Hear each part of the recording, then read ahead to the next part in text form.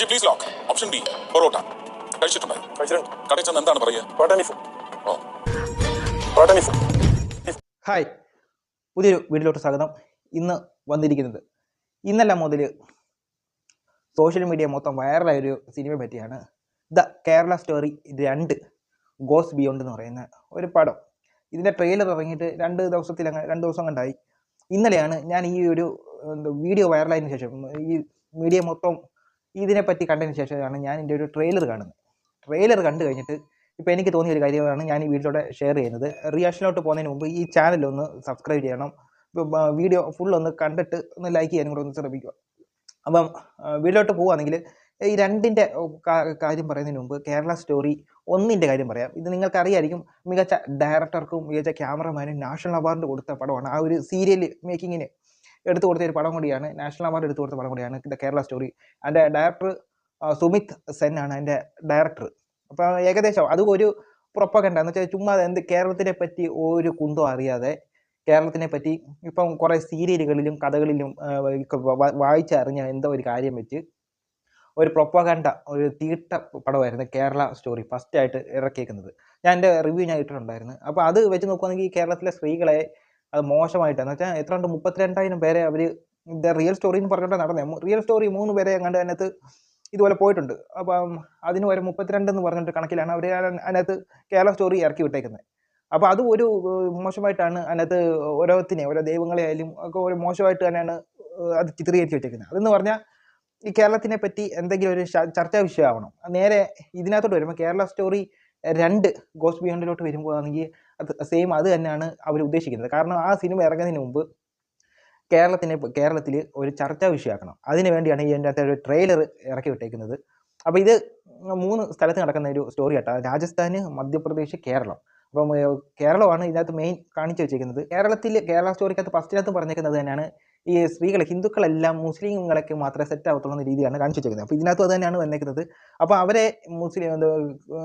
മുസ്ലിം കുടുംബത്തിലോട്ട് കൊണ്ടുവരികയും മുസ്ലിം കുടുംബത്തിൽ നിന്ന് ഉള്ള പ്രഷറുമാണ് ഈ ഒരു പടത്തിനകത്ത് കാണിച്ചു വെച്ചേക്കുന്നത്. അത് കറക്റ്റ് ഒരു പ്രൊപ്പഗണ്ട തീട്ട ട്രെയിലറായിട്ടാണ് എനിക്ക് ഇതായിട്ട് തോന്നിയത്. പിന്നെ ഇതിൻ്റെ ഡയറക്ടർ ആണെങ്കിൽ ചെറ്റയുടെ പേരെന്ന് പറഞ്ഞാൽ കമക്യ നാരായണ സെൻ.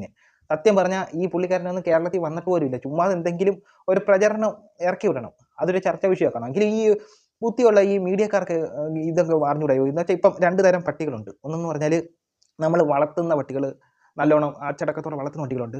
അപ്പോൾ അതേപോലെ തെരുവ് പട്ടികളുമുണ്ട്, ചാവാലി പട്ടികൾ. ഈ ചാവാലി പട്ടികൾ പോകുമ്പോൾ തിരിഞ്ഞു പോലും നോക്കത്തില്ല. അങ്ങനെ അവോയ്ഡ് ചെയ്ത് വിടേണ്ട ഒരു പടത്തിനെ വെറുതെ എന്തെങ്കിലുമൊക്കെ കാണിച്ചാൽ, കാരണം ഒരു തിയേറ്റർ ട്രെയിലർ തന്നെയാണ്. അപ്പോൾ അതിനകത്ത് പറഞ്ഞേക്കുന്ന കാര്യം എന്ന് പറഞ്ഞാൽ സ്ത്രീകൾ ബീഫ് കഴിക്കത്തില്ലെന്നുള്ള രീതിയിലാണ് ഇതിനകത്ത് അവർ ഉദ്ദേശിച്ചേക്കുന്നത്. മിക്കവാറും അതിനകത്ത് ഇനി അവർ വളച്ചൊടിക്കുമ്പോൾ സിനിമയ്ക്കകത്ത് മിക്കവാറും ബ്രാഹ്മണ സ്ത്രീകളെ ആയിരിക്കും അതിനകത്ത് ഉദ്ദേശിച്ചേക്കുന്നത്. അതൊന്നെങ്കിലും അതിനകത്ത് ഒരു ബീഫ് തന്നെ എടുത്ത് കാണിക്കുന്നുണ്ട്. സത്യം പറയാമല്ലോ, പൊറോട്ടയും ബീഫും കിടില്ല കോമ്പിനേഷൻ ആട്ടോ. ബീഫ് എനിക്ക് കിട്ടുവാണെങ്കിൽ ഇപ്പോൾ പൊറോട്ടയിലൂടെ ഇഷ്ടം പോലെ വേണമെങ്കിൽ കഴിക്കാം. ഞാനൊരു 3 പൊറോട്ട വേറെങ്കിലും കഴിക്കും ഈ ബീഫ് ഉണ്ടെങ്കിൽ. ബീഫ് കിടിലനാണ് എല്ലാത്തിലും. ചീനിയുടെ കൂടെ ആയാലും, ചീനി വെച്ചിൻ്റെ കൂടെ ബീഫ്.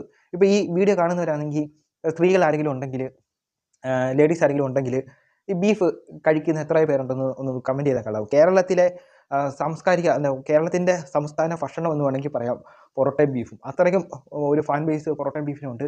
എനിക്കും ബീഫ് ഭയങ്കര ഇഷ്ടമാണ്. അപ്പോൾ ഈ ബീഫ് ഇഷ്ടപ്പെടുന്നവർ ലേഡീസ് വല്ലതും ഉണ്ടെങ്കിൽ ഒന്ന് കമൻറ്റ് ചെയ്താൽ നല്ലതായിരിക്കും. ഒന്നും അറിയാതെ എന്തൊക്കെയോ കേരളത്തിനെ പറ്റി എന്തൊക്കെയോ വിഡിത്തം പടത്തി വിട്ടൊക്കെയാണ് ഈ കേരള സ്റ്റോറി 2-നകത്തൂടെ.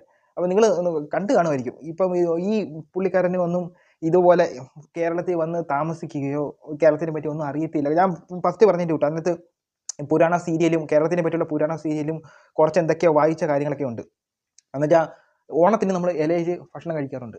അതേപോലെ തന്നെയാണ് ഇപ്പം കേരള സ്റ്റോറിക്കകത്ത് എല്ലാ സമയം ബ്രേക്ക്ഫാസ്റ്റ് തൊട്ട് എല്ലാ ദിവസവും നമ്മുടെ ഡിന്നർ വരെ ഇലക്കകത്ത് കഴിക്കുന്ന ഒരു സ്റ്റേറ്റായിട്ടാണ് അതിനകത്ത് കാണിച്ചത്. പിന്നെ മുല്ലപ്പൂവ്, സാരി, സെറ്റ് സാരി, ഇതൊക്കെ എവിടെ പോയാലും ഉപയോഗിക്കുന്ന രീതിയിൽ അതൊക്കെ കാണുമ്പോഴേ അറിയാമല്ലോ എന്തോ ഉദ്ദേശിക്കുന്നതെന്ന്. ഇവർക്കും ഒരു ഐഡിയ ഒന്നുമില്ല.